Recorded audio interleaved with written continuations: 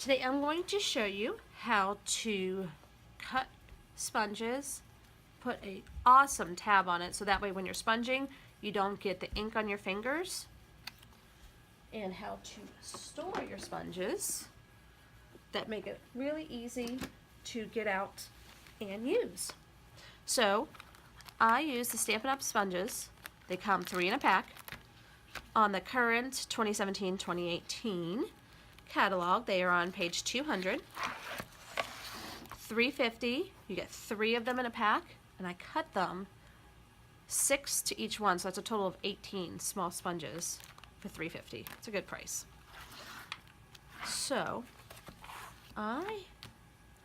because like I sponge everything. I have so many sponges for so much stuff, but like early espresso, this little edge of the DSP, sponge the edge like this. That way you're holding on to the edge, and you don't get it on you don't get the ink on your fingers, and it gives it just such that finished, polished, nice look with the sponge on the corner. Those edges just being sponged versus not being sponged. And I have so many sponges in so many different colors that I had to come up with a good way in order to store them. So here it is. So here's my sponge. So came up with this tab. I saw some people that had tabs on it. My upline, Melissa Carmen, she has tabs on hers. But I wanted to do it just a little bit of a different way. So I like having a really big tab on the top. That way you can see the name of what you have on it nice and easily, and it gives you a good place to hold on to. Well, I used to use a different label punch, but now they don't have it anymore, so I am now using this really cool label. You can find it on page 207. It's brand new to this catalog, a pretty label.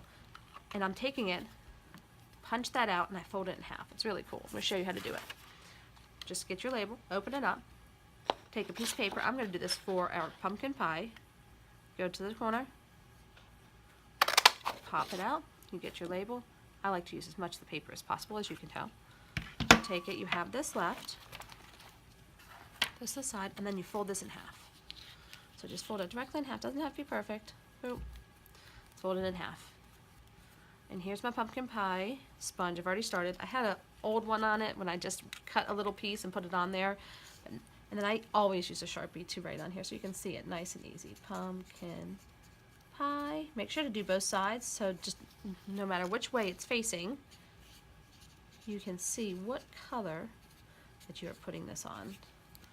Literally just do that, fold it over. I don't push it all the way down. I do it like halfway. You can see it's halfway down.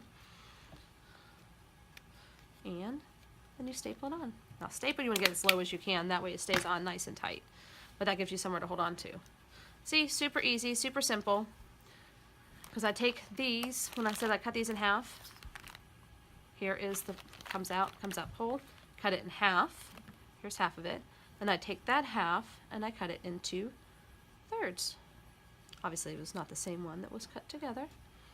Here's my thirds, and I cut it in thirds. That way you get a total of 6 per sponge, and you can get as many as you want.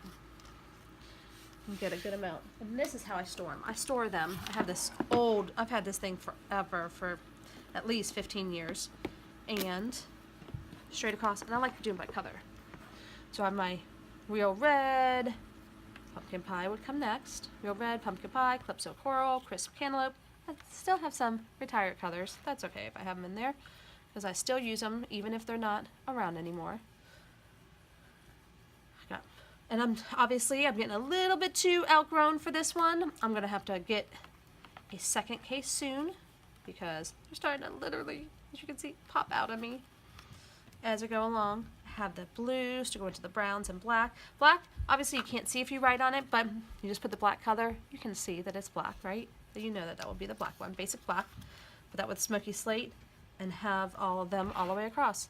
And that way you can open it up and see what color is so easy. Oh, see, as you can tell, I used to just cut out a piece of paper and put it really far down. Well, then I still got ink on my fingers. So it took me a little while, but I figured out to use my pretty label punch. Cut it out. And that way it sticks up and you don't get ink on your fingers. It's such an awesome way. That is how I store and keep all my sponges.